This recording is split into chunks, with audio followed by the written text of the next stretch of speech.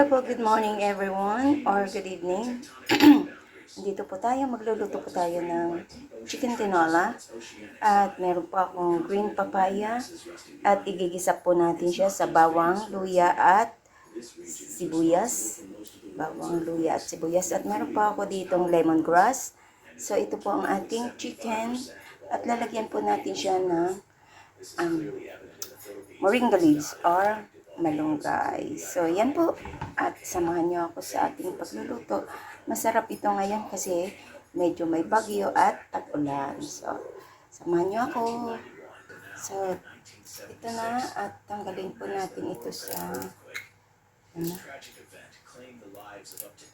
or igisa ko muna siguro yung manok para habang nagluluto ay tanggalin natin ito dito. Tatapusin ko na lang to.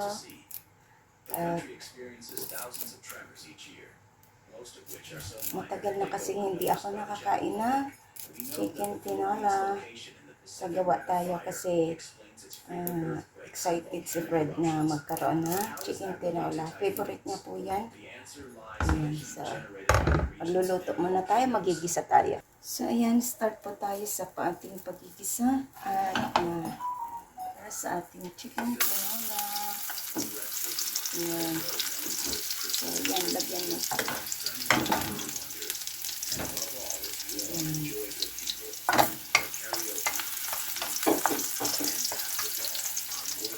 So, ilagay ko na rin yung sibuyas para saan na lang din. Ayan.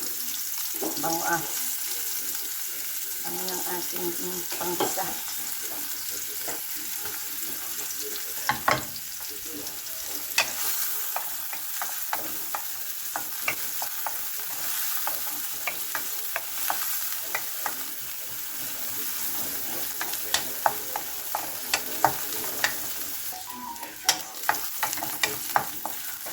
So, ilagay ko na yung ating manok.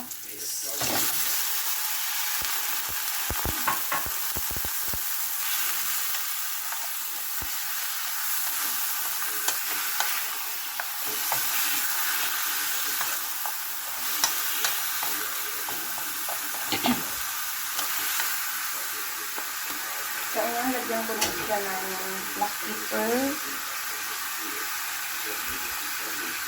Kaya yung black pepper ko.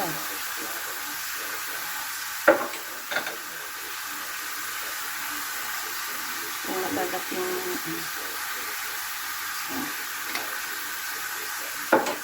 at lagyan ko siya ng patis.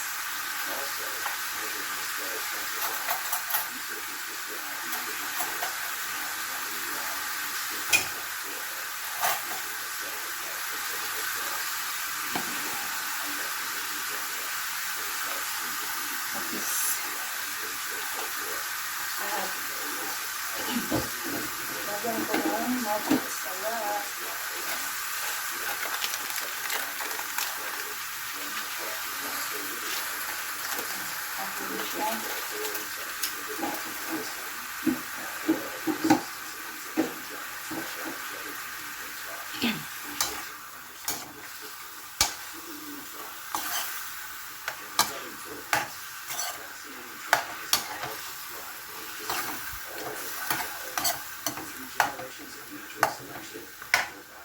So, pan ko lang siya para maluto ng kaunti ang ating manok.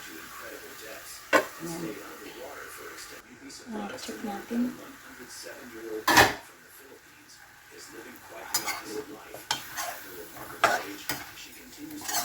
So, lagyan po natin siya ng sabaw.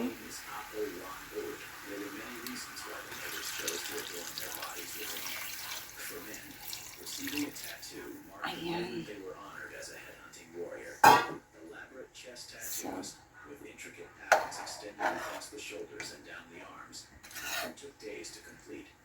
yan, dito ay atin siyang lagain. Check natin kung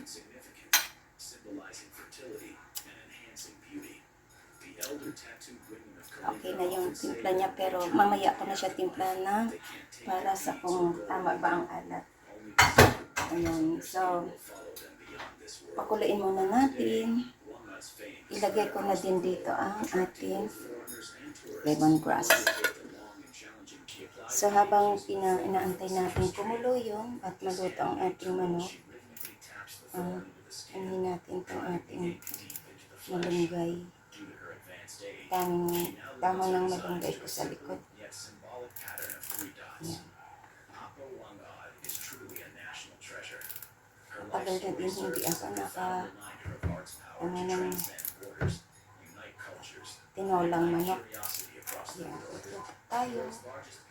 The Philippines is home to the world's largest caldera, a colossal volcanic depression formed when a volcano's magma chamber empties and collapses after an eruption or magma withdrawal.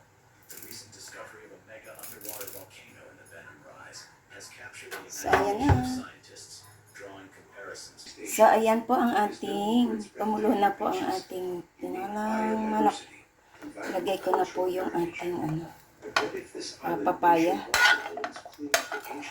Ingay ng ating lolo. Ingay. Yan, so, lagay ko na po siya at takpan. Yan. In this video, we explore the fascinating theories, legends, and emerging evidence that So, ayan po, kumukulo na. Lagyan ko po siya ng isang Knorr cubes na chicken broth. Chicken Knorr cubes. Ayan. Para dagdag na sarap. So, i-ano po natin siya, durugin para hindi ko pa naman siya natimplahan ng asin pa or patis. This exquisite artifact is believed to represent a Hindu or Buddhist deity. Lutuin lang natin yung The influence of Indian ang culture ating and religion in the Philippines. The presence of such a finely paya. crafted gold artifact suggests that the Philippines may have had Haluin contact pa po with Indian natin. civilization, either directly or through trade routes that passed through Southeast Para Asia. sa ating Did the people of the Philippines Sabaw. trade with ancient India, or perhaps even receive religious and cultural influences through intermediaries? tinola talaga. Terra stands Wala as kasi a akong symbol of the ancient connections that may have existed habang between the sili, pero meron akong nakuhang bell pepper doon na maliit sa aking paso. So, iba talaga pag meron tayong tanim, di ba? Sa oras ng kailangan natin, meron tayong na According to kukuha. reports of the So, theory, ayan, Moon was an advanced abangan natin mamaya hanggang maluto ang ating chicken at paya. Ancient Filipinos have known of these gods and myths through stories and ideas passed along trade routes. This blending of spiritual ideas indicates a fascinating cultural exchange that may Ayan na have po ang shaped the ating spiritual foundation of the Philippines. In addition to natin, spiritual luto and na ba ang linguistic ating theories, paya? Hindi pa. there is substantial Hindi pa siya archaeological luto. evidence to suggest that the Philippines was part of an extensive trade network that spanned the ancient world. This network likely brought in Sarap. not only goods, but also Kahit hindi ko na ideas. siya dagdagan ng patis, okay na siya. The Philippines has So, lutuin lang natin yung paya natin. Southeast Asia. So, ayan, lagay ko na po itong ating gulay Passed down through na generations. Ancient Filipino legends continue to capture the moringa. imagination of the modern world, resonating with Filipinos and audiences worldwide. In today's context, these stories take on new meanings. Ingay ng aking kasama eh. Resilience, Bungol kasi. Filipino heritage. Okay, maingay. Legends like the Minarites ko Golden na. Terra, and the various Minarites. creation stories Minarites ka na Filipinos naman. with a sense of connection to their past. Yummy, yummy. Myths are not merely Ating entertaining tinolang stories, manok but serve as cultural para textbooks sa ating that remind lunch. Filipinos of their rich heritage. Hindi na yan kakain ng kanin. Kakainin niya lang to. The modern No, walang kanin-kanin. preserve indigenous Filipino culture. Kasi Legends of papaktin niya lang yan. resilience. Ang ating tinola. Favorite niya po to tinolang manok. Yan. Yan, okay na siya. At check natin yung kanyang This trend reflects a desire to reclaim narratives that were overshadowed during colonial periods.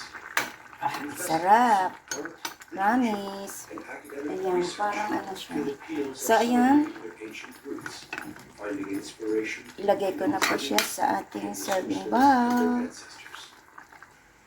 Ayan, so andyan na po ang ating tinolang manok sa ating serving bowl at kain na po tayo.